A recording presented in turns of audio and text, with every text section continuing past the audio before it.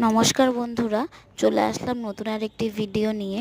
আজ আমি রান্না করছি কচুর লতি। ফার্স্টেই আমি লতিগুলোকে ভালো করে ধুয়ে কড়াতে জল দিয়ে আমি লতিগুলোকে সেদ্ধ করে নেব 1 চামচ নুন দিয়ে। ততক্ষণে কয়েকটা রসুন আমি ছাড়িয়ে নেব। তারপরে লতিগুলোকে সেদ্ধ হয়ে গেলে পরে ওটা আমি ছেঁকে নেব। ছাঁকা হয়ে গেলে পরে আমি ততক্ষণে রসুনটা থেঁতো করে নেব। তারপরে কড়াতে তেল দিয়ে 5 ফোড়ন দিয়ে দেব। তারপরে লতিটাকে দিয়ে দেব, 1 চামচ নুন, 1 চামচ হলুদ দিয়ে একটু নাড়বো। মাঝখানে আমি একটু মিস্টেক করে গেছিলাম, সেটা হচ্ছে রসুনটা মাঝখানটায় দিয়ে আমি একটু লাল করে ভেজে নেব।